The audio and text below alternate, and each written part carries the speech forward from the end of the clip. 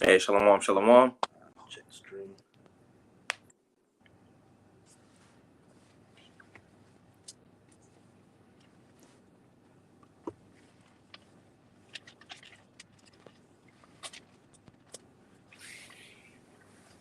All right, we good.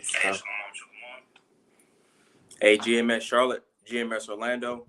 Before we get started, we want to say Kol Halayim La, Yahweh, Yahweh, Hashem, Hashem, Yahushua, Yahushua, Ba'ashem, Kakudash. Kakudash.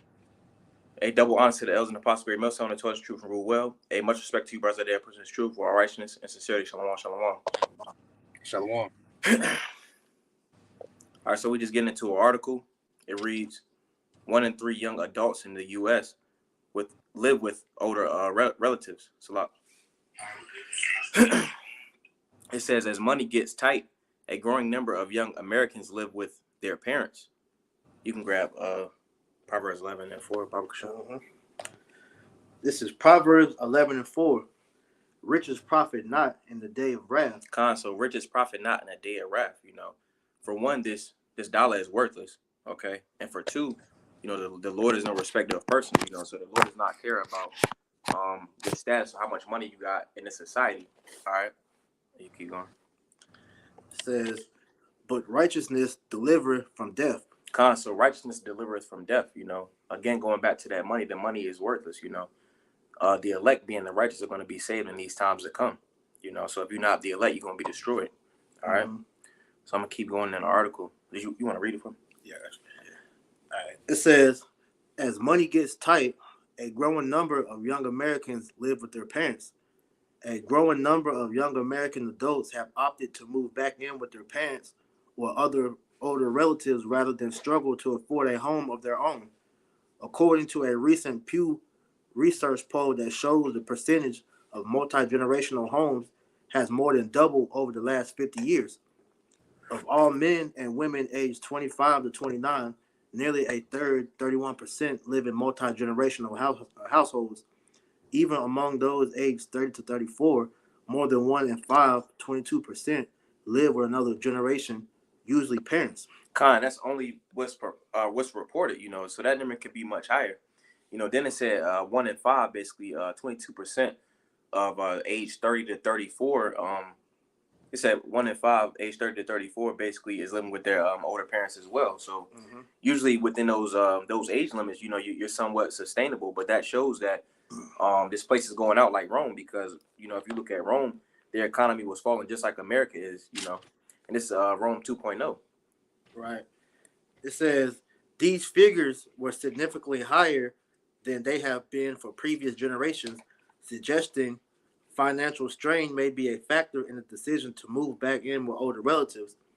For the purpose of the survey, multi-generational households include all homes with at least 2 generations of adults ages 25 and older, or skip generations, homes such as grandparents living with grandchildren under 25. Excuse me. Actually, you good.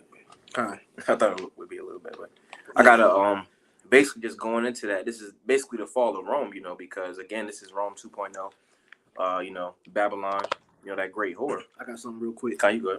This is Ecclesiastes chapter 1, verse 9. It says, the thing that have been is that which shall be, and that there is that which is done is that which shall be done, and there is no new thing under the sun. Because going into what the brother is reading, the same way Rome fell, when you go and research it, is the same way America is falling, because Esau is a one-trick pony, man. He doesn't know how to, switch up his playbook. So the Most High has given us the insight of knowing how to look, how to measure the times. And we are seeing through prophecy and through history that this devil is losing. He's going out of power, man. And the Lord is showing us this through prophecy. So the same thing that happened. Sorry, go ahead. It's like, yeah. If I may say something on that too, just like you just read, there's no new thing under the sun. And just like Rome, just like the brothers is going into, they devalued their own dinero. Yep. Just like America is devaluing their own dollar. It's all a systematic collapse, and the scriptures prophesied this systematic collapse, because what we're looking at is the elites of Esau, Edom. All right, they want to have the power in their hands, and so by orchestrating this economic collapse, they'll be able to control the money. They'll be able to control the buying and the selling, which is all a part of prophecy. And this Rome, this modern day Rome, is going to fall just like the ancient Rome because it's following all the blueprints of ancient Rome. And it's following Okay. all the blueprints of the kingdoms before it. How it's following ancient Egypt, it's following ancient Rome, Greece, Babylon. All right, all ancient kingdoms that fell before, it's following the same blueprint. So what makes you think that America's going to stand forever if it's following the same blueprint that failed years before? That's right. Okay. It's basically the article. It says it's the fall. It says 8 reasons why Rome fell. It says the invasions by barbarian tribes. It says economic troubles and over reliance on slave labor. Ooh, You hey, know, it looks like it. you know you got it, bro. And at first, it says invasion by the barbarians. And what is Mm-hmm. America looking at? The Third World War, where it's going to be invaded, man. All right, America's getting ready to be invaded. It's no longer going to be able to be called that virgin daughter anymore. It's going to get touched. It's Yep. like I just wanted to. I got a precept going into that I too. do too. You go ahead. What you got? Real quick, Ezekiel 38 and 11. That's what I had. You can break it down. It says, "And thou shalt say, I will go up to the land of unwalled villages." And that being America, because if you look at America, the border of Canada has like walls and stuff, but by Mexico it has like gates and stuff. But on the east and the west side, it's wide open. And then, you keep going. It says, "I will go to them that are at rest and dwell safely." It say at rest and dwell safely. If you look at America, Babylon the Great, the people are basically oblivious to everything that's going on. So that's why it says that those that are at rest. It says, "All of them dwelling without walls and having neither bars nor gates." Verse 12, "To take a spoil and to take a prey, to turn thine hand upon the desolate places that are now inhabited, and upon the people that are gathered out of the nations, which have gotten cattle and goods that dwell in the midst of the land." So the Lord gonna put the spirit on Russia, which is Gog and Magog, to invade America, Babylon the Great. Mm-hmm. But that was the point. We'll go back to the. You go ahead, bro. I was just agreeing with Chaki. Con. But just going back, it says economic troubles. Going back to what we mentioned with that article, it says an over reliance on slave labor, and that's what we see in America, Babylon the Great, man.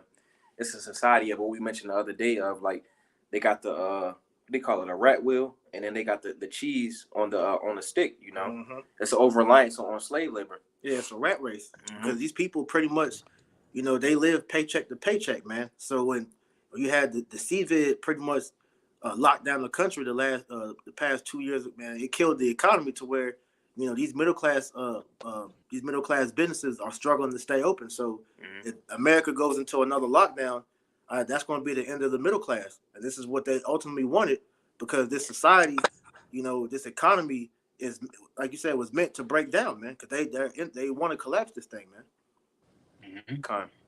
It says the rise of the Eastern Empire, and just going into that, this was back in those days, but now the Lord is rising up His men, so we're the next to rule. We're the next empire, right? And then also too, you have these nations like Russia and China and whatnot, and it's a battle for the next superpower, man.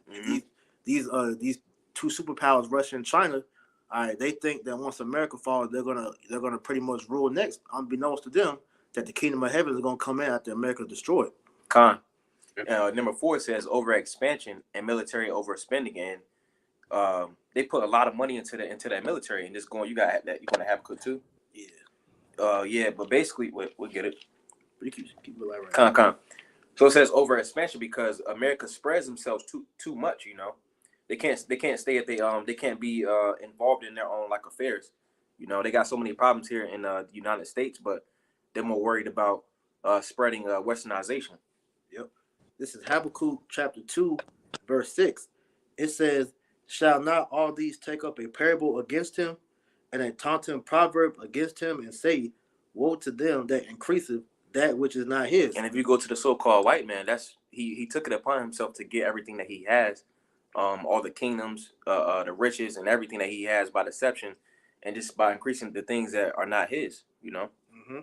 It says, "Woe unto him that increaseth that which is not his. How long? And to him that laid himself with thick clay. And that thick clay going into the debt, man. America, if you look at, they got the debt clock. It's shooting sky high. I think it was that, and then it was I think it was 2 and 5. I think it's 2 and 5. Oh, so like I'll go up. Okay, this is going up a verse, Habakkuk 2 and 4. It says, yea, also because he transgresseth by wine. Going into his philosophies, the ways of Babylon.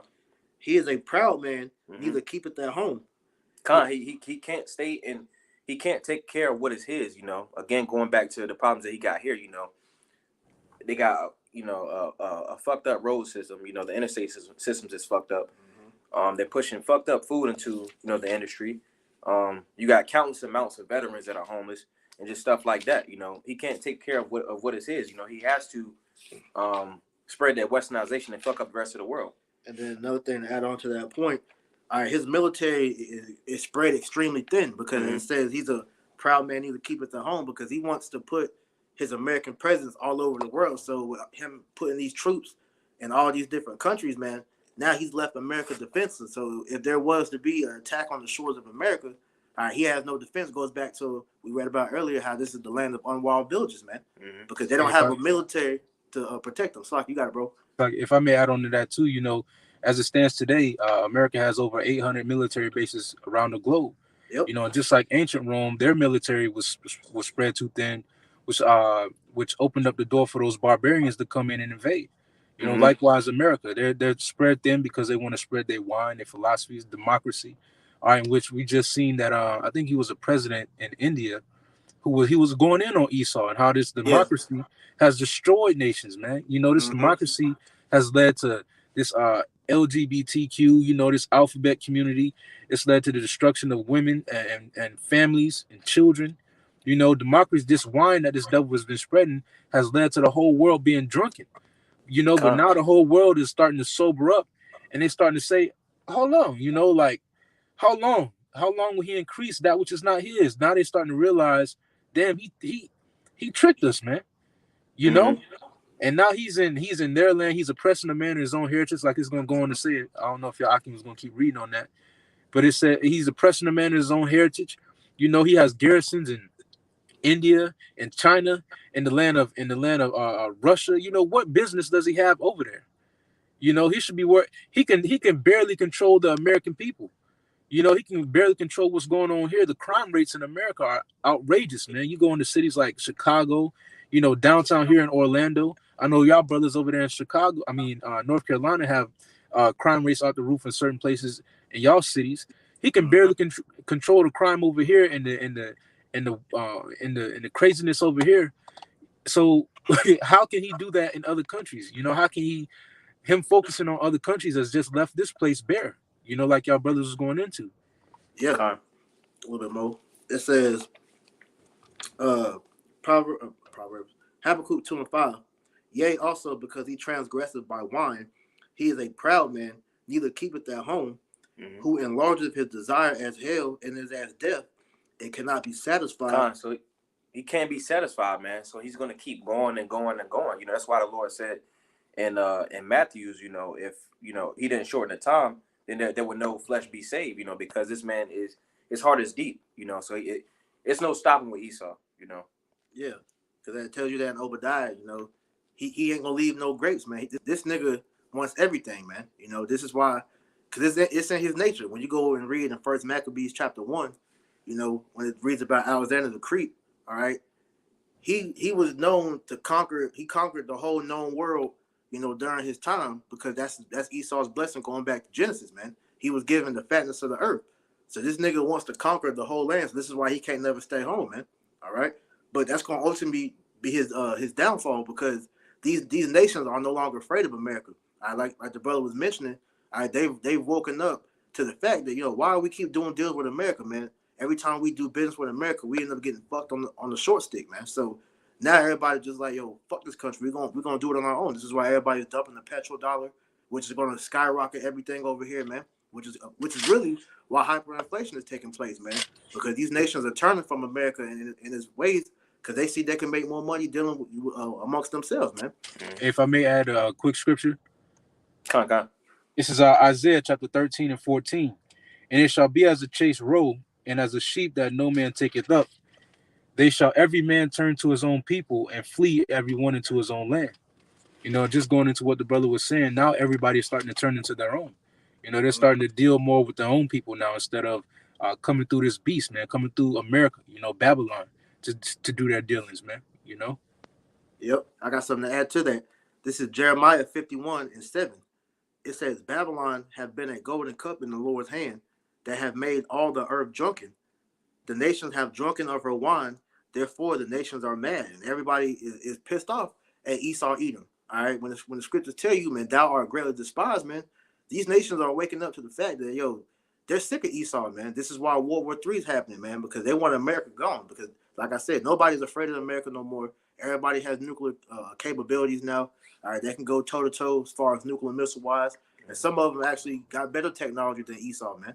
So, well, I say America, all right, because at the end of the day, Russia's Esau too. But they have the military technology to pretty much go toe-to-toe with America, man. So nobody's afraid of the big bad bully no more, man. All right, because the philosophy that Esau pushes, this westernization, all right, it destroys a country's morals, man, which we're going to get into. It says, oh no, I'm taking the wrong one. But I'm going to continue on. It says, shall not all these take up a parable against him, and a taunting proverb against him, and say, woe to him that increaseth that which is not his? How long? And to him that ladeth himself with thick clay. So just pretty much saying, all right, this nigga is in so much debt that there's no way America can come back. This is why they're about to crash the economy. America owes China billions of dollars, which probably more than that, when you look at the debt clock. But at the end of the day, man, they're going to crash this economy because there's no way that they can pretty much, keep America going. And they doing this ultimately to bring in that new digital currency, which is going to introduce the Karagma, man. I'm going to keep going in the article. If y'all bros want to keep flowing, and we can go back to... Hey, go ahead, bro. We in the spirit. Going back to the article, it says, however, analyzing the... I'm not going to go through the whole thing. Yeah. Whatever your spirit teach you to stop it. It says, these figures may seem surprising given the social norms of American society. Typically, young people leave the nest upon graduating high school, finding a job, or going off to college. However, even most entry-level jobs now require a college degree. Those with only a high school education may have trouble finding work, a fact reflected in their representation among young adults living with their parents. It says, you go ahead. Can I get a quick scripture on that? Mm-hmm. This is Isaiah chapter 19 and verse 16, 15. Yeah. It reads, neither shall there be any work for Egypt, which the head or tail or branch or rush may do. And now right now what we're seeing in America, like the brother's going into, is a shortage in work. The unemployment rates are skyrocketing right now because of this whole number 19 deal. This whole pandemic has caused a lot of jobs to shut down, and a lot of people have left their jobs in these past couple of years because of the mandates. So now people are they roughing it. And they're having to move back in with their parents because the times are getting rougher and it's harder to get a job now because now the requirements are harder, man. Now you got to have a college education. Now you got to have all this, that, and the third. It's harder for people to get jobs. But that's a part of prophecy, man. The scriptures say that the grinding shall cease. Speaking about the work. And right now what we're witnessing is that grinding slowly starting to cease, to the point where it's gonna stop all completely. And it ain't gonna be no work out here, man. I got more just to add on to what the brother's saying in the spirit. You quoted it, might as well get it. This is Ecclesiastes chapter 12, verse 3. You can break it down. It says, in the day when the keepers of the house shall tremble, and the strong men shall bow themselves, and the grinders cease because they are few, and those that look out of the windows be darkened. Hey, and those who look out of the windows going into your financial forecasters are your different economists, are those who look over and really have who have a watchful eye over the state of America. When it deals with their economics, when it deals with financials, are those who look out of the windows be darkened, meaning they don't see any hope. Their hope is darkened. And you go into these different economists, Gerald Green and different financial advisors. They telling you, look, the economy is getting ready to crash. You know, the housing bubble's getting ready to crash. The dollar's getting ready to crash. Buy gold, buy gold, buy silver. You know, they're telling you to buy all this stuff because they can see that this place is finished. They can Mm-hmm. see that there's no going back. All right, you know, you have Jake talking about wanting to go back to normal. Ain't no going back to normal, man. You know, Nope. everything is getting ready to crash, man. And the dollar, you know, the economic system, everything, man. You know. Right. And they're trying to pacify that by making everything go digital. Now you're seeing Mhm. you all of a sudden Jake crypto billionaires now, man. Or I say millionaires. Everybody knows you got these stupid NFTs. You know, it's all these different things that Jake trying to just get into to try to stay above water. You know, the Shiba coin, Bitcoin, and all these different things, man. But that's not gonna help you because you have a thing called Operation Sandman, which we can touch on that in a minute whenever you want to get through. But there's no getting out of this snare, man. Verse 4, and the door shall be shut in the streets when the sound of the grinding is low, and he shall rise up at the voice of the bird, and all the daughters of music shall be brought low. You got it, bro. Kind. So pretty much being, and like the brother was saying, ain't gonna be no work out here for Egypt, man. All right, all these businesses are gonna shut down. Everybody's gonna be unemployed at a point, and the only way you're gonna be able to even sustain yourself is by going crawling back to the government because this is ultimately what they want. You know. Mm-hmm. Yeah, I got two. Just going into the whole digital thing, it's no coincidence that we seen, they had a rise in online banking like Sophie, Mm-hmm. Vero, and Chime, because they're getting people prepped for that system. Mm-hmm. This is Isaiah 47:1. It says, "Come down and sit in the dust, O virgin daughter of Babylon." All right, it's called the virgin daughter of Babylon because it takes on the ways of ancient Babylon.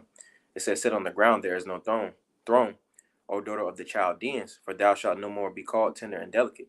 And the Lord is touching this place. He's touching the various different things, but one being that we touching on now is the economic system, Yep. which is going into the Charagma. So I'm going to go to that. This is about to say something? I'll wait till you finish that. Okay. This Revelation 13:16. Matter of fact, because it's gonna get right into what you're saying. Okay. Because this is setting up the stage for why they're doing this. So this is a meme, or I don't even call it a meme because it's true. But it says the digital snare will bring in the second death. It says the next crypto cycle will make many multimillionaires.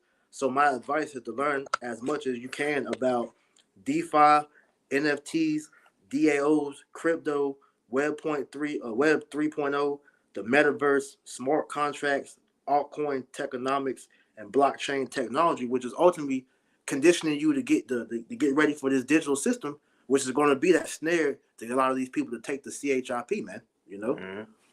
And just getting into that, this is Revelation 13:16. It says, "He causeth all, both small and great, rich and poor, free and bond, to receive a mark in their right hand or in their foreheads, and that no man might buy or sell, save he that had the mark, or the name of the beast, or the name of his name." And it says, "He causeth all." Esau is a cunning hunter, so he's very deceptive. So he likes to work through gradualism. And it's no coincidence, that the Rams won the Super Bowl, and then, well, just going into the whole Ukraine situation. Now they're going into basically a social credit system, Yeah, and basically yeah. you got an article on that. Yeah, I gotta look for it, but continue. Con. But basically they're going into a whole social credit system, and it's basically the framework for the MOTB, just without the physical Charagma.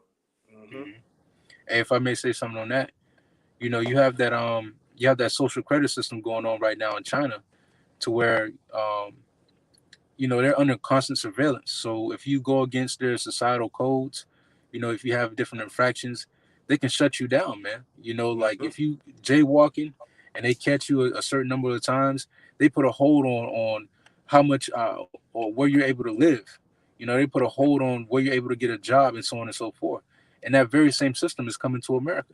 You Right. know, Because if you brothers and sisters who's watching are familiar with that show Black Mirror, they show you a preview of kind of how it's going to be.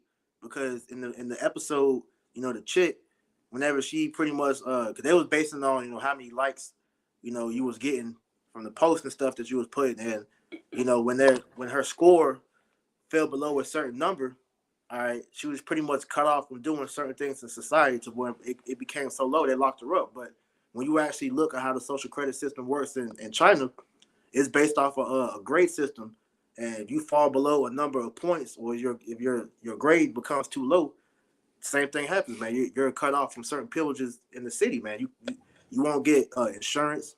All right, you won't be able to get a job in certain places. You won't be able to do nothing, and that's the same thing that Esau is going to bring over here to America. Because when you look at how things are run in China, because China is the closest the closest civilization that pretty much resembles America. So they always do test runs in China before they do it over here in America. They do the same thing with the CVID, how they handled that, because they hit China first and then they brought it over here to America, man. That was on the article. I can't find the thing, but pretty much what the article was saying that, right around the time that when they first got invaded by Russia, Ukraine did, all right, they established the first digital system, man. Mm-hmm. All right, they went cashless, all right, so they made digital currency official currency. And this actually is over here in America. I was talking to Brother Tazama earlier. They over in, I think it was Arkansas or Alabama. I can't remember which is one of the two. But they have already, put in and set the vote on making that the first state to accept digital currency. And Biden already then signed the papers for it, man. So we right here, man. Like Sakala was saying, we're at the point of no return, man. Shalom, out. Hey, shalom. What you got, bro? Oh, that was it. That was it on the article. Kind. So I got another precept which going into this economy, all right? Because Esau has you people duped, man. This is the book of 2nd Esdras, chapter 16, verse 21. It says, "Behold, victuals shall be so good cheap upon earth that they shall think themselves to be in good case." And right before 2020, when CVID hit, all right, everything was kosher, man. People, thought they was living it up. You had Jake singing that corny ass song. They talking about they living their best life. Everything was good, but the moment the CVID hit, the lockdowns happened. All right, things went haywire, man. Because this is the Most High beginning to close shop on America. It says, "And even then shall evils grow upon the earth, sword, famine, and great confusion." And ever since the lockdowns, man, all right, it's continually gotten worse throughout the years to where, hey, 2020, man, things have been happening at a rapid rate because this is the Most High speeding up the time, man, because we're almost out of here. I'll continue on. It says, "For many of them that dwell upon the earth shall perish of famine, and the other that escape the hunger shall the sword destroy." Because Hey, as we're getting into, all right, go ahead. if I may speak on that too, because famine is going to be another way that he calls of all, both small and great, rich and poor, to receive that mark. Because famine is a great motivator. When people are hungry, they make rash decisions. When people are fearful, they make rash decisions, and that's what Esau is coming with. He's coming with like it says in Revelation 12:12. He's going to come with that great wrath. And that fear and that famine is going to cause people to take that mark. Because they're gonna be pushed to the edge at that point. It's gonna be a split decision they have to make. And if you haven't been following this truth, if you haven't been growing in the spirit of Yahweh Shemat Washai, you're gonna make that wrong decision in that time, man.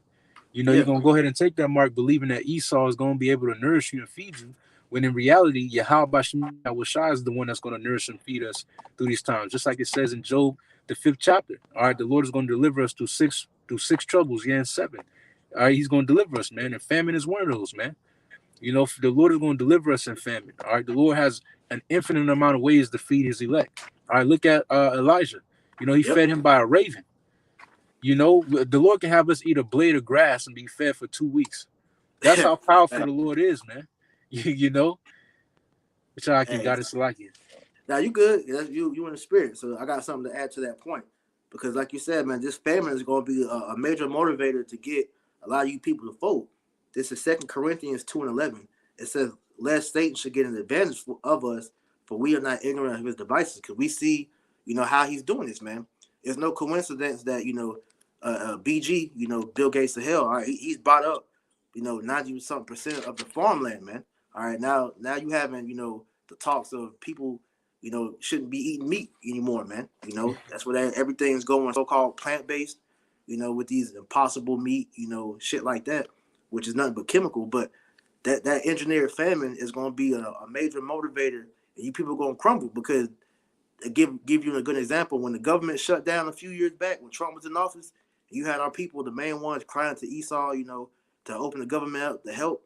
And the main thing that you had is the end of screaming, "How am I going to feed my kids? How am I going to feed?" That's going to be the main thing, because these people don't have a something back to fall back and rely on, man. This is why we're reiterating the fact that you people need to wake up and come back to the Lord. That's the only way you're going to be able to survive during that day. Because as we was reading, the Lord is going to provide for His elect, man. You mentioned Job 5. You got Isaiah 65 about how the Lord said His servants going to eat.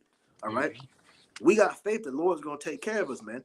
Hey, we don't know how the Lord is going to do it. He might even have back in the ancient world, right? He gonna bring the manna back, man. Brothers can just get food out of nowhere.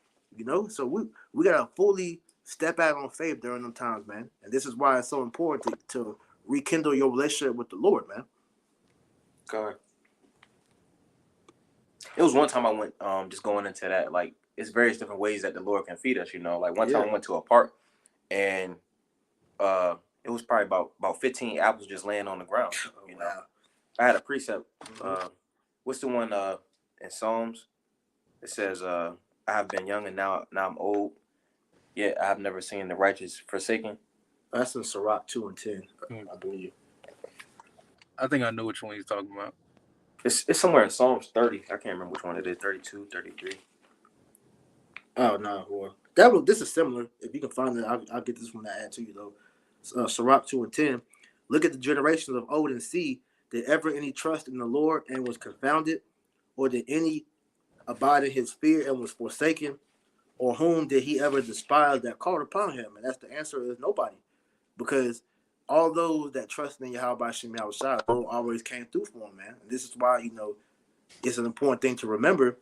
As the Lord, He reiterates all throughout the scriptures, man. He's with us wherever we go, man. So this is why He tells us to fear not, man. I always make the point about to show you how bad the Lord is, man. When you type in "fear not" on the blue letter, it's in there 144 times, man. That shows you the Lord is with us, man. I got that precept. You about to see something, bro? I had that precept you was calling for. Yeah, I got it. All right, it's Psalm 37 and 25. It says, "I have been young and now am old, yet have I not seen the righteous forsaken, nor his seed begging for bread." So the Lord's gonna look after his elect. So just going into somewhere in the New Testament, basically it said that the Lord looks out for the birds. Yeah. He makes sure that they're fed. But we doing the will. And hopes, that the Lord's going to cover us in these perilous times to come, because He's not going to leave His men, out high and dry. I got you. Since you quoted it out, this is Matthew chapter 6, and I'm gonna start at verse 25. Yes. It says, "Therefore I say unto you, take no thought for your life, what ye shall eat, or what ye shall drink, nor yet for your body, what ye shall put on. Is not the life more than meat, and the body more than raiment? Behold the fowls of the air, for they sow not, neither do they reap, nor gather into barns. Yet your heavenly Father feedeth them. Are ye not much better than they?" So, you keep going, bro. You got it. So, again, to reiterate, His men are doing His will, so why wouldn't He look out for the elect, Exactly. Hey, if I may say something to that too, and the Lord, the Lord put us above the fowls of the air, man. The Lord put us above these animals. That's why we have dominion over them. Going back into the book of Genesis, the Lord gave us dominion and rule over the animals. So if the Lord feeds these animals, and when you look at the life of a bird, bro, I was just looking at the life of a bird. They barely flap their wings. When they in the air, they just gliding. They just going with the wind. Likewise, it's in the spirit, but we just got to flow in the spirit, and just completely trusting Yahweh Shem Yahushai, because they just on their day to day, it's like they don't know what they're gonna eat. They don't have no set meal plan, but the Lord always provides something for them. He always put a garbage can or somebody throw something out and some fries on the ground or something, and they always end up being fed, man. So how much more the men of the Lord, man? To add, I want to add to that point, because a good example of that, if brothers ever, want to think about that, man, watch these nature shows, man, and see how the Lord, takes care of the animals, man.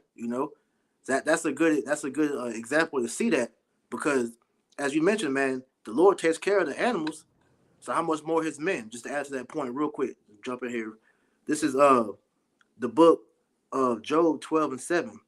It says, "But now ask the beasts, and they shall teach thee, and the fowls of the air, and they shall tell thee." Right? They don't worry about how they're gonna make it, on their day to day. They just go. All right, and the Lord takes care of them, man. So how much more us? So that's another thing to think about, man. Yeah. Con. You have more on that Matthew up? Oh, yeah, I'll keep reading on it. This is back in Matthew 6 and verse 27. It reads, "Which of you by taking thought can add 1 cubit unto his stature? And why take ye thought for raiment? Consider the lilies of the field, how they grow. They toil not, neither do they spin.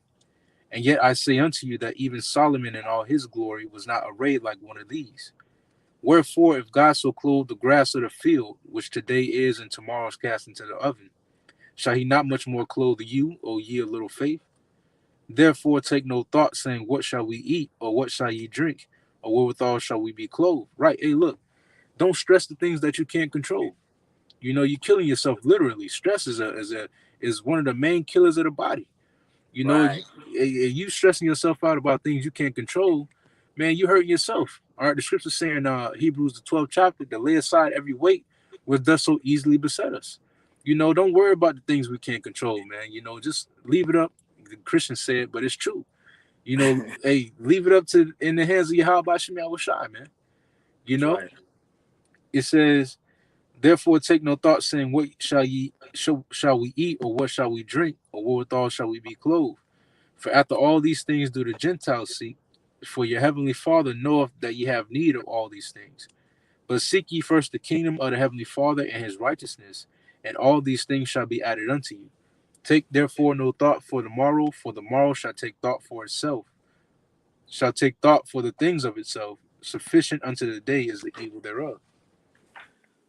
Kind. I want to add to what you were saying about not stressing about how you're gonna what's gonna happen pretty much, because that stress is the main reason why so-called black men, all right, they die at a much earlier rate than women. Okay, because at the end of the day, stress puts a major strain on the body. It causes your body to work more, which ultimately kills you. So this is the book of Sirach 38:18. It says, "For of heaviness cometh death, and the heaviness of the heart breaketh strength. In affliction also sorrow remaineth, and the life of the poor man is the curse of the heart. Take no heaviness to heart, drive it away, and remember the last end." And the main way that let go of that stress is, like the Christians say, man, you gotta let go and let God, man. Let the Most High pretty much handle everything, man. I got from the world, man. I got a thing called the Serenity Prayer in my bathroom. I want to read that real quick, because that's pretty much going into what we're saying, man. Because at the end of the day, you just gotta let the Most High handle it. Everything else is just gonna play out. So, real quick, just run through this real quick. It says, "God grant me the serenity to accept the things I cannot change, courage to change the things that I can, and wisdom to know the difference, man." So the thing that you can handle, worry about it, man. Or not worry about it, but handle it. The thing that you can't, put your words on your how about Shem Shai and let him figure it out for you, man. And you're gonna be all right, man. Yeah. Got a precept. This is Isaiah 55 and 9. Verse 8. It says, "For my thoughts are not your thoughts, neither are your ways my ways, saith the Lord. For as the heavens are higher than the earth, so are my ways higher than your ways, and my thoughts are thoughts than your thoughts." And so you got to cast your troubles onto the Lord, because he has everything orchestrated, just going to the point that the brothers are getting into. Mm-hmm. Because at the end of the day, man, Yahweh Shem Shai knows what we need, man. So if we are his servants, then what do we got to, worry about, man? All right. Real quick. This is Sirach 39:26. It says, "The principal things for the whole use of man's life are water, fire, iron, and salt, flour of wheat, honey, milk, and the blood of the grape, and oil and clothing." All right. So the Lord knows what we need, man. So you know He's gonna take care of you, man. All right. Hey, you could pretty much you know you could almost be on your way to being homeless. All right. You don't know how your money is gonna come in to help pay certain bills, and the Lord will make a way for you to where everything is covered, man. All right. That's where having faith relies in, because you know that the Lord is gonna take care of you. You know the scriptures tell you, roughly paraphrasing, that He's not going to leave His servants to live without or something, along them lines. So the Lord is going to take care of us. How much more when Esau crashes society and we have to live off the grid, man? Just like in the wilderness, man, we got to put our full trust in the Lord, man. I got a quick precept for y'all, Akin, real quick. This is Jeremiah 29:11. It reads, "For I know the thoughts that I think towards you, saith the Lord, thoughts of peace and not of evil, to give you an expected end." So the Lord starts, just like the brother was going into in Isaiah 55. The Lord starts towards us our thoughts of peace, and to give us that expected end, which that expected end is the salvation promised to His elect. The kingdom of heaven. That was promised to our forefathers. Just real quick. Yeah, I can got it. That's in the spirit, man, because I'm going to keep saying it. And the Lord knows what we need, man. All right? So when all hell breaks loose, man, we don't know what the Lord is going to do, but we know He's going to take care of us, man. All right? Brothers have been having different, dreams and visions about, angels coming to him and delivering them from certain situations. All right? I remember one brother did the video talking about, he had a dream about, it was an angel that looked he pretty much was a farmer. And he, him and his rib, was going to find food, and he worked at like a meat market or something. He was giving them extra meat, man, extra food. All right, the Lord gonna be putting spirits on these people to take care of us too, man. All right, we might be on the run, and the Lord have us stumble upon a bunker. All right, the dudes that stored up all their food and water, the Lord probably off their ass for us to get that. So a lot of these doomsday preppers, they're doing that to supply for the elect, man. All right, so you got to know that you're going to be good during the time of Jacob's trouble, man. We can't be scared, man. All right. Okay. I got some. This is the Book of Wisdom of Solomon, chapter 17, verse 12.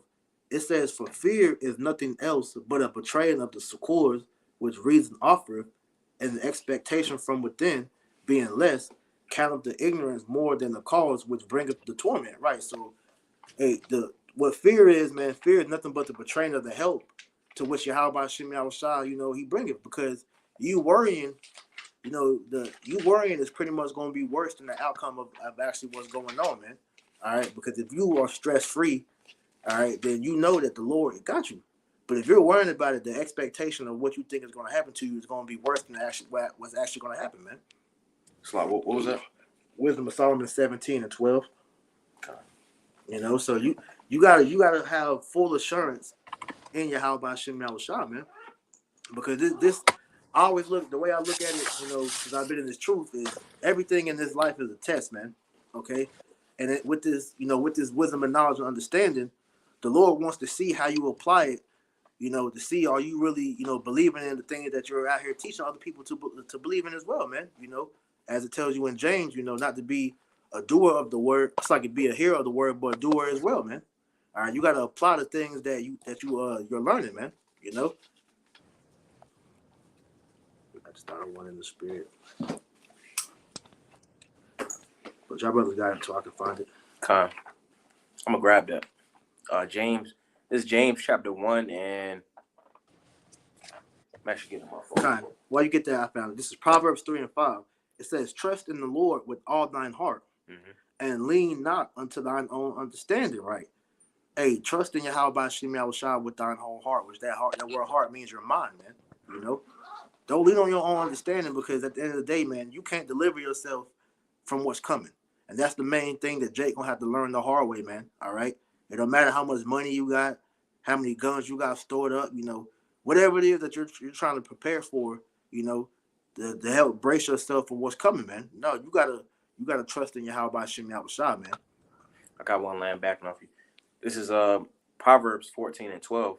It says, "There is a way which seemeth right unto a man, but the end thereof are the ways of death." And that's why you don't want to lean on your own understanding, because what you think is right in your own mind, they say that the mind is deceiving and desperately wicked. Roughly paraphrasing. Yep. So being that, the way that someone wants to go, that can be the ways of death. That's why I Yeah, say you gotta lean on the Lord. yeah. These niggas really think they got it, man. They think they have all the answers. We out there trying to warn them, and they just like, yo, all right, bro. I believe you, but I gotta see it. I had family members when I was trying to teach them, telling me that, well, like, because when I first woke up in the truth, I was in college, man. I dropped out, and one of the things that my roommate, who was my cousin, asked me, he was like, yo, everything you saying is true, but all right, what am I supposed to do? Am I just supposed to be a bum? No, nigga. You just, hey, complete your day to day, but at the end of the day, man, hey, trust in your how about Shimmy I was shy. And these people don't do that because ultimately they don't believe in something they can't see. So they want to wait till everything is tangible to where they can actually see, and be in it to come to the Lord. But by then it's gonna be too late, man. You know? God. Hey, because if I may say this real quick, what our people, when it comes to our people, they only believe in their five senses, where they can feel, touch, smell, hear, Right. and see. Anything outside of that, they don't believe in. And that's ultimately what's going to lead to their downfall. Because the spirit is what's going to lead us through these times. The spirit is what's guiding us through the valley of the shadow of death right now. The spirit is teaching us how to maneuver through this place. How to filter out the garbage from what's real. This Facts. is how we maneuvering right now. So how much more in the times to come?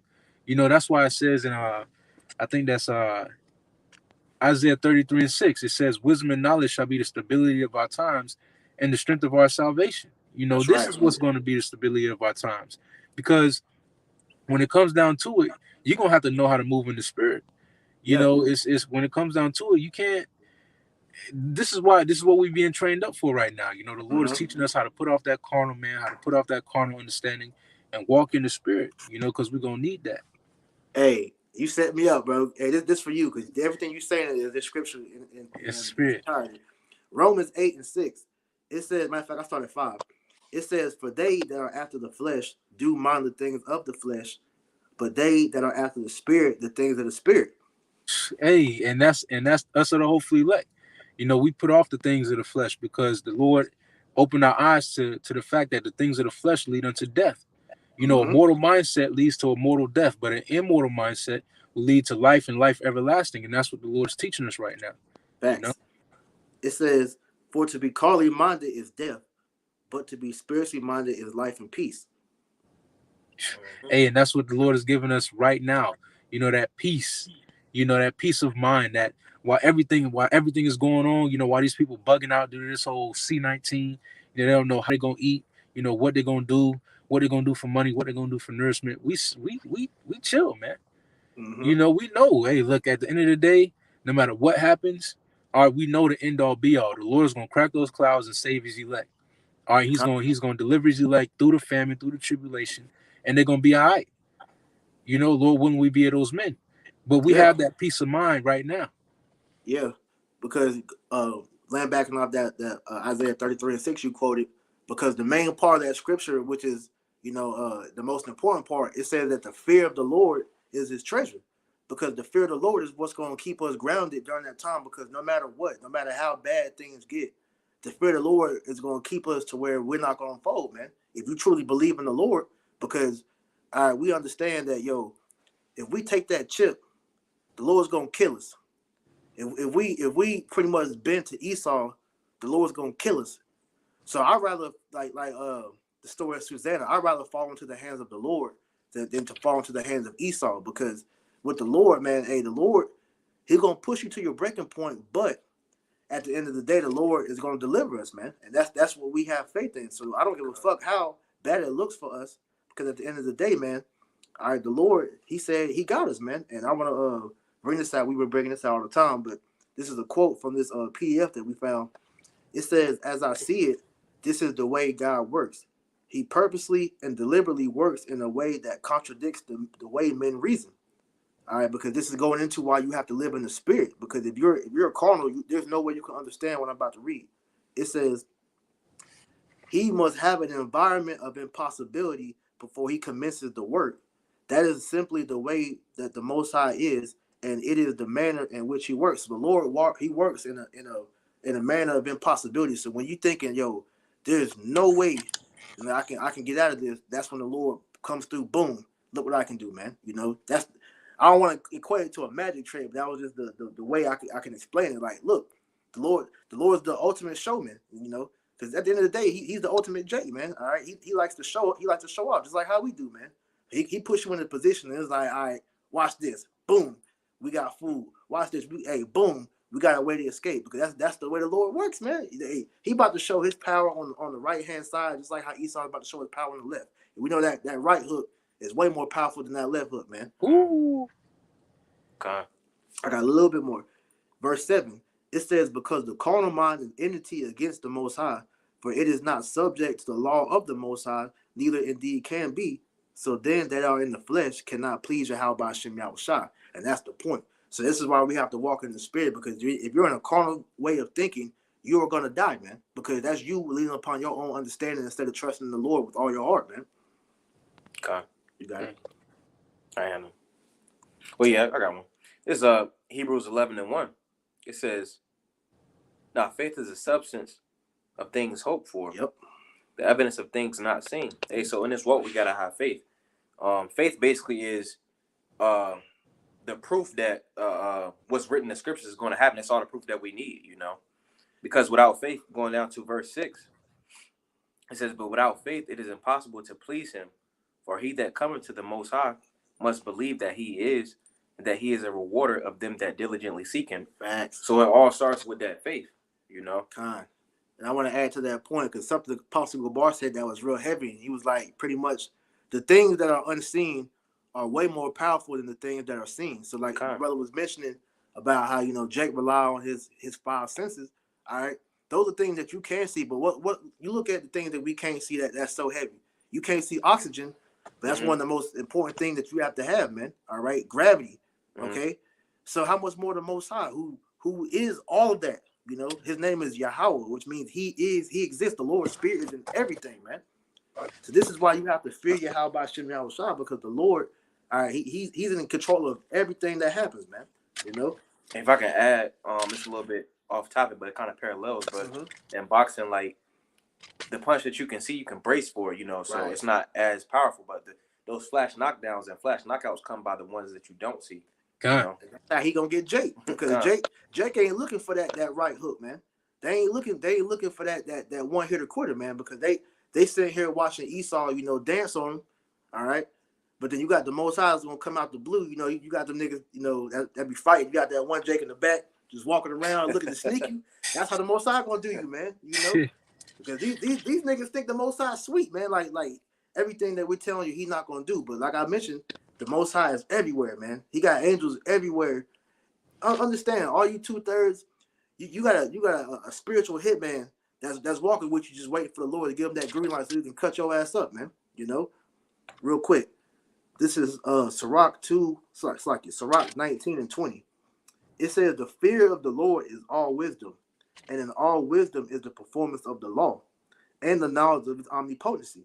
So once again, when you have the wisdom of the Lord, which comes with the fear of the Lord, you understand that the Lord is everywhere. He's in all things. So we know that wherever we're at, whatever position that we're in, no matter how grave it is, the Lord is there. And he's gonna take care of us, man. That's the ultimate form of wisdom, and that's power. This is why we don't fear, man.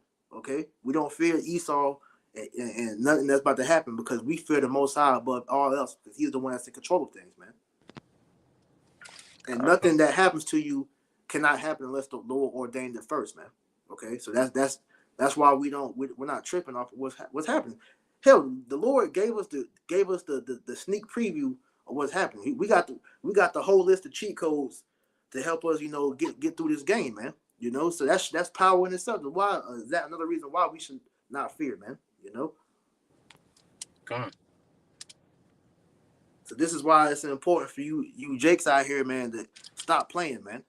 Because I want to bring this out real quick, because this is why a lot of you people are at a disadvantage, man. It says parents' lack of biblical worldview puts children at spiritual disadvantage. And the reason why we've been put up on game, because the Lord told us through these scriptures that a famine is coming. He told us through these scriptures that this economy is about to break down. That Esau is about to establish his NWO agenda, man. So we have a leg up on the rest of the world because the Lord gave us that spiritual advantage, man. These people that don't have no knowledge of the prophecies or nothing like that, they're at a spiritual disadvantage, man. All right, because they have no clue what's coming. That's what's Hey, going to get them knocked out. hey, if I may say this too, and the Lord gave us spiritual parents, through the elders and apostles of Great Thank you. Millstone, That's a good who point. who guided us, man, through these scriptures and through the spirit of Yahweh Shema Shai, helped to open our eyes, That's to right. see, to give us that proper understanding of the Bible. That's a good point.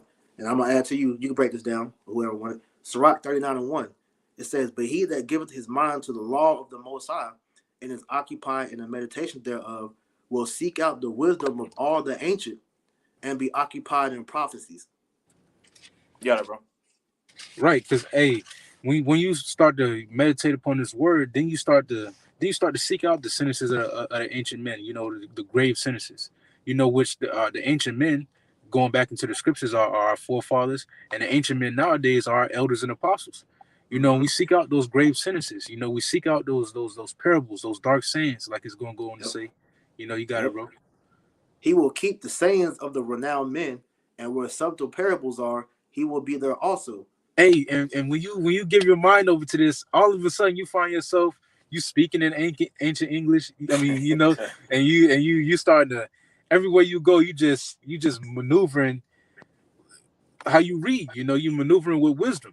Yeah, a good example I like to think of two of my favorite movies. You got The Matrix, and you got that movie They Live, where the Lord opened our eyes up to be able to see everything that these scriptures are saying in the real world, man. We see everything for what it is, man. All right, and that's all because we have given our mind over to the law of the Most High, man. In doing so, the Lord has opened our eyes up. He opened our spirits up to be in the now, man. Because our people, they're spiritually asleep, they're spiritually dead, man.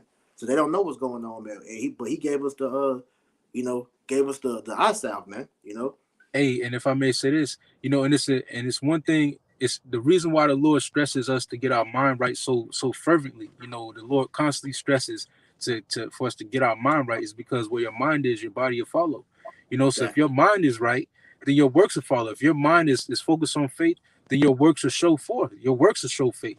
So the Lord constantly reinforces us to get our mind right, man. Get your mind right. Prepare your mind for the times that are coming. Prepare your mind and set your mind on the Lord, because that's what you need. Where your mind is, your body will follow. That's right. I got two you done that, bro? I got one more verse from you guys. Okay. It says, "He will seek out the secrets of grave sentences and be conversant in dark parables." And that's what we're doing right now. We're conversing in dark parables. We're going through these prophecies. We're going through these dark sayings and these mysteries. We're breaking them down through the spirit and power of Yahweh Shem Shai. And this is not happening only just here, with me and the bros right here. It's happening around the four corners of the globe. You have a lot of men who are rising up, who are conversing in the heavenly things, man. Okay. And this is Matthew 7 and 24. It says, therefore, it's a lot. I'm going to read verse 25. I'm going to read from verse 24. It says, therefore, whosoever heareth these sayings of mine and doeth them, I will liken him unto a wise man, which built his house upon a rock. And that rock being Hamashiach Yahushua. It says, and the rain descended, and the floods came, symbolizing Esau, Edom, and that wrath that he's coming with. It says, and the winds blew, talking about the destruction, and beat upon that house, and that house represents the man. It says, and it fell not, for it was founded upon the rock. So you got to be actually rooted. You got to be rooted into the scriptures. And how you do that is Sirach 6 and 37. It says, let thy mind, is going into what brothers were saying. It says, let thy mind be upon the ordinances of the Lord, and meditate continually in his commandments, being his word. He shall establish thine heart, and give thee wisdom at thine own desire. Hey, so by continually meditating, by doing videos, being around brothers, studying, and just being immersed in the spirit, the Lord's going to root that man, be in that house, so that he can stand in the day of destruction. I got a quick precept for you. Oh, Slack. You got it. No, you got it. Go ahead. This is Joshua 1 and 8. It says, this book of the law shall not depart out of thy mouth, but thou shalt meditate therein day and night, that thou mayest observe to do according to all that is written therein. For then thou shalt make thy way prosperous, and then thou shalt have good success. And it's not talking about having, prosperous ways and good success in this world. It's talking about having spiritual success, and just like the brother was speaking about, when you set your mind upon these things, then you become, when you start to hang around brothers, being around brothers, familiar spirits, and you start to study more, read more, then your ways become prosperous and you have good success through the spirit. Then the Lord starts to sup with you more, and bestow more faith and wisdom and knowledge and understanding upon you. Yeah, because at the end of the day, the brothers talk about the house, that house that withstood the storm, pretty much, man. You gotta start with the foundation of that house, man. Because at the end of the day, all right, we are each pillars of the temple that's being built, man. The third temple, man. Because it says Jerusalem, it starts with the people before it's a place, man. All right, and we are each bricks that's in that temple. So I want to touch on that real quick. So I got three precepts. First one, this is 1 Corinthians chapter 3 verse 10. It says, according to the grace of Yahweh Bashem Yahushua, which is given unto me as a wise master builder, I have laid the foundation, and another buildeth their own. But let every man take heed how he buildeth, therefore upon. For other foundation can no man lay than that which is laid, which is Hamashiach Yahweh Shah. All right, so Yahweh Bashem, it's like Yahweh Shah is that chief cornerstone, man. That pretty much is our foundation that we rely back on, man. All right, other people got their foundation built upon sand. So when that wind begins to hit, which that wind is that judgment that's about to take place, man. All right, you people's house is gonna crumble because you didn't have the right foundation, man. Okay. This is 1 Peter 2. You said verse 5. You start at 5 and go down. It says, "Yea, also as lively stones are built up a spiritual house and holy priesthood, to offer up spiritual sacrifices acceptable by the Most High, by Hamashiach Yahushua." Right, because we are that house of David that's being built, that's being raised back up, man. So the foundation that I was speaking about again, is Yahushua, because we are those lively stones that the Lord is using to build up the new temple, which is the elect, man, the governing body of Israel. Lord willing, that be each and every brother that's out here laboring. Go ahead. Okay. Verse 6. "Wherefore also it is contained in the scripture, Behold, I lay in Zion a chief cornerstone, elect, precious, and he that believeth on him shall not be confounded." Right. So Yahushua, is the one that we lay everything upon, man. All right. He's the foundation of that house, man. And then from there, we use the wisdom, that we learn throughout these scriptures, from the elders and apostles of different brothers, because we all, as scripture tell you about how we prophesy in part and we know in part, we use each other to pretty much add on to our house, man. Real quick, Proverbs 9:1, it says, "Wisdom have builded her house. She have hewn out her 7 pillars. She have killed her beasts. She have mingled her wine. She have also furnished her table. She have set forth her maidens. She crieth upon the highest place of the city." But the main point being, it said, wisdom have built her house, and she have hewn out her 7 pillars. That word 7 goes into a complete foundation, man, because the pillars is what keep the house, able to stand, man. But you build those pillars upon your foundation, which is the Lord. So as you grow in this truth, you fortifying your house, man. All right, so that thieves can't break into it. All right, that whatever storm comes, it's not going to beat the house down. All right, our fortress is secure, man, which is our fortress in Yahweh Shem Yahushua. Okay. Hey, so this is Proverbs 24:3. It says, "Through wisdom is an house builded, and by understanding it is established." Hey, so this word keeps us rooted, and it's coming from the ways of the world. That's why we have to repent and come back to the law, statutes, and commandments, because this spiritual house can't be built on wickedness. Mm-hmm. I got a quick one for you, Ike. Okay. This is Sirach, Second Esdras, chapter 14 and verse 13. "Now therefore set thine house in order, and reprove thy people, and comfort such as them as be in trouble, and now renounce corruption." And then part of what the brothers is going into, man, part of setting your house in order, is like we was going into earlier, setting your mind right. Our house, the house of the Lord, is our bodies. Our bodies are considered the temple of the Lord. We are to set that right, through the spirit and power of Yahweh Shai. And that starts first with our mind. coming back into our ways, our culture, our heritage, the law, statutes, and commandments to the best of our ability, so that we're able to be cleansed. The Lord can purge us and cleanse us, through that process. And so Yeah. that we're rooted and grounded on a solid foundation. Yeah, because you said you was talking about the body, right? So what about the head? This is what the head is established upon. This is 1 Corinthians 11:3. It says, "But I will have you know that the head of every man is Hamashiach, and the head of the woman is the man, and the head of Hamashiach is Yahweh." All right, so you have to remember, hey, because that word head goes back into the mind. Our mind is supposed to be based off Yahweh Shai. So that's when you read in I think it's 1 Corinthians 2 about who have known the mind of Hamashiach, which is us, man. So we're supposed to be utilizing the wisdom that the Lord gave us to pretty much fortify our house, like I said, because this is our fortress. And another precept to land back off that point, Psalm 91:2. I will say of the Lord, He is my refuge and my fortress, my power, in Him will I trust. And that's just to bring it all home, man. All right. You gotta trust in your Yahweh Shai to be that fortress where you can run back to. You got Superman with his, the fortress of solitude. Our fortress of solitude is Yahweh Shai, man. How he was able to go back to the fortress of solitude and he was able to commune with his parents, Jarrell. All right, that's the same thing we're able to do when we go back to our fortress, which is Yahweh Shai. All right, go into these scriptures and we're able to commune with the Lord, man. Con. I ain't really had nothing else. If y'all brothers got anything else, You want to go into your article, bro? If y'all Aki wanted to go into it, we just touch on it a little bit, and it's up to y'all Aki. Hey, you go. You got it. I'm good. I'm just flowing in the spirit. Come. So I had this article pulled up from so like let me get it real quick.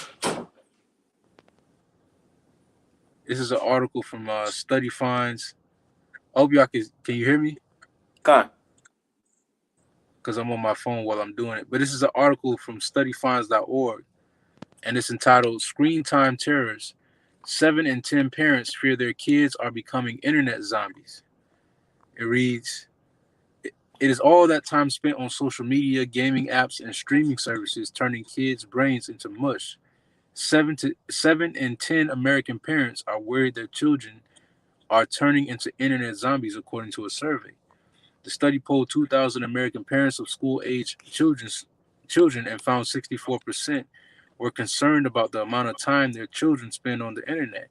Another 2 in 3 believe their child's overall behavior has changed as a result of increased time online.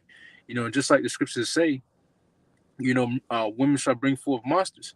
And all this time that these kids are spending on this the internet nowadays is polluting them, man. Because all these TV shows, all these programs that Esau Edom puts out here is geared toward destroying the minds and the spirits of our people.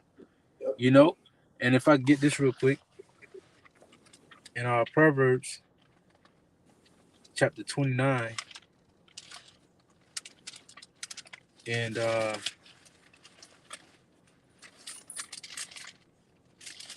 verse 2, so like it. Proverbs 29:2, it says, "When the righteous are in authority, the people rejoice, but when the wicked bear rule, the people mourn." And right now the wicked are in rulership, therefore the people are mourning. And now you have this age in where children are subject to these programs that basically raise them.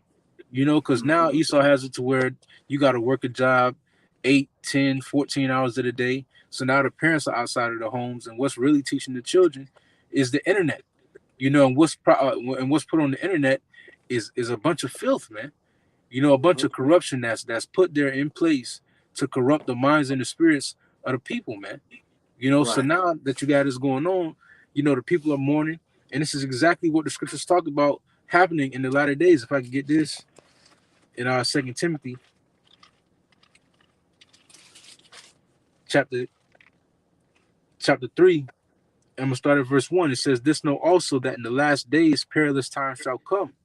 For men shall be lovers of their own selves, covetous, boasters, proud, blasphemers, disobedient to parents, unthankful, unholy, without natural affection, truce breakers, false accusers, incontinent, fierce, despisers of those that are good, traitors, heady, high-minded, lovers of pleasures more than lovers of the Heavenly Father. And this exactly describes the characteristics of today's society. You know, you Yep. have all these people who are covetous, they boasters, they proud, and they learning this off the internet, man. You know, the time spent on the internet is teaching these people to be unthankful, unholy, you know, truce breakers, lovers of pleasures more than lovers of the Heavenly Father. You know, and these are all things that were prophesied to happen in the latter days, man. You know? Because I want to land back on what you're saying, because ultimately the reason why these things are being pushed, especially starting with the children, because they want to program, they want to program you from a young age, because that's really when you're most susceptible to, being taught whatever. They're teaching you to be anti Hamashiach, man. To live in a wicked society. They want you to, as I say, do as in Rome. So in order for you to pretty much, make it in society, they want you to be wicked, man. Because being a righteous man or woman in this society, ultimately, it's not going to benefit you. So I got two off of what you just said. This is the book of Sirach, chapter 10, verse 2. It says, "As the judge of the people is himself, so are his officers, and what manner of man the ruler of the city is, such are all they that dwell therein." Right. So since Esau, Edom, the wicked, who is in power, how he is, this is how he's making everybody else operate, man. He's the one that's putting this wickedness on all the TV shows, on all the video games, on all the different things that these children are into. Man, you look at TikTok, man. All right, yeah, there's some truth on TikTok and Instagram, but it'd be some straight up demonic witchcraft type bullshit on there, man. And these kids are just into it, man. A lot of these dances that these children, these women are taking part of, those be actual rituals, man. I did a video on that about a year or two ago, where you have people doing these so-called challenges, and the term that they use in the witchcraft is called scribing, man. So you're actually casting spells when you're doing some of these things, imitating these damn TikTokers, man. Because really, TikTok is a haven for witches, man. A lot of witches do their stuff, their magic do TikTok, because ultimately the TV, the laptop, your phones, the tablets, all these different things are mirrors that pretty much are being used to pretty much do Esau's witchcraft, man. They're portals, man. I'm gonna go back to mediums too. Yeah, it's medium. That's Yeah. the word I want to Salaki. Mediums, yeah. So hey, this is how his wickedness is being, pushed through everything, because what they call it, television programming, man. All right. And I heard the elders in Mississippi going into television. All right, Esau, the word television, it actually goes into tell a vision, and the vision that they want you to know about is how they want you to be, which is a wicked individual, man. Operating off of the ways of the devil, man. All right, this is why John 8:44, you are of your father the devil. They're learning exactly how to be wicked, just like their father, man, which is Esau, man. Okay. And so this is the main reason why they want you to have your kids learn off of technology, learn off TV. Because look who Jake look up to, man. Just dealing with the Israelites, man.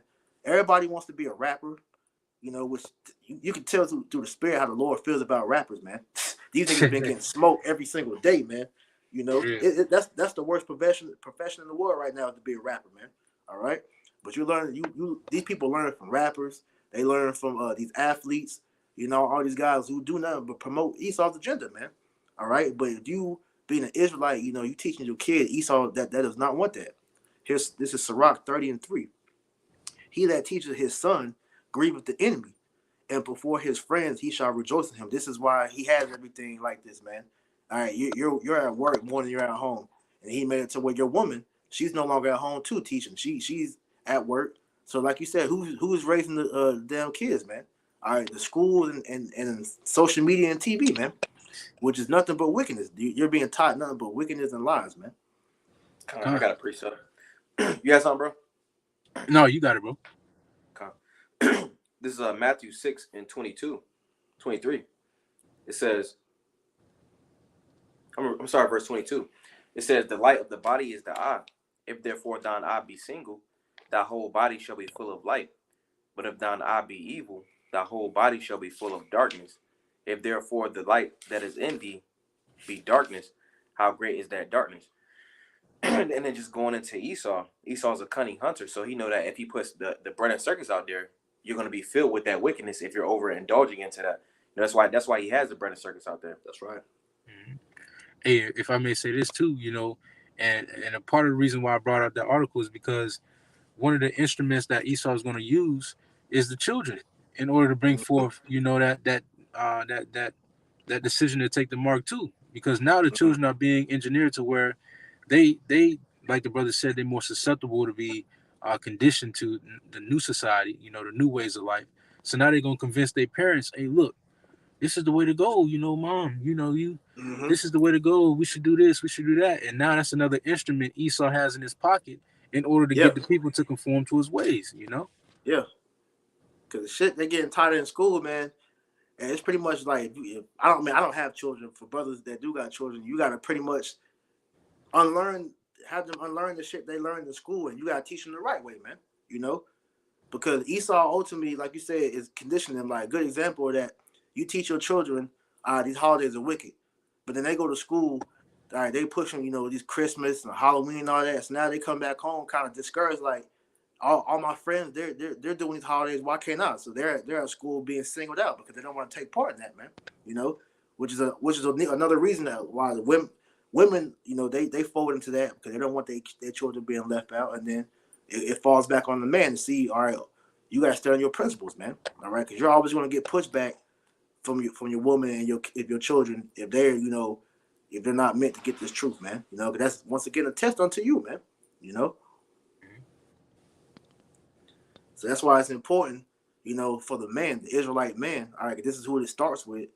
For you to get yourself right with the Most High, and everything else will follow set. It's going back to the precept you brought out, bro. I said, therefore, set thine house in order, and that starts with yourself. Just going line back into the point that you brothers are going into. They start with yourself, and then going into the rest of your family. Yeah, because to add to what you just said, this is Sirach 3:9. It says, "For the blessing of the father establishes the houses of children, but the curse of the mother rooteth out foundation." So the father is the one who ultimately, is the one that gets the house right, man. All right, it starts with the father, but if the father is not right, then the foundation for the rest of his house ain't gonna be right. The women ain't gonna be right, and the children ain't gonna be right, man. You know. Mhm. So as we were saying, man, all right, we're seeing the Most High, set his elect in order before thine eyes, man. Roughly paraphrasing, man. So this is why the Lord is doing what He's doing, man. He's fortifying the members of the elect. Lord willing, that be each and every one of us to get ready, man. To get right and to get ready, man. Con. What y'all got? You got some more on the article, bro? Oh no, that was all I wanted to bring out. Right? Con. I ain't got nothing else. You gotta close it out then. Con. Hey, but Lord willing, this lesson was edifying. We're gonna go ahead and close it out by saying, call him light and blah. Yahweh, Ba'ashem, Yahweh Shah, Ba'ashem, Ba'ashem. Hey, double honor to the elders and the prosperity mills on the tortoise truth and rule well. Hey, much respect to you, brothers out there pushing this truth for all righteousness and sincerity. Shalom, shalom. Shalom, shalom. Abba,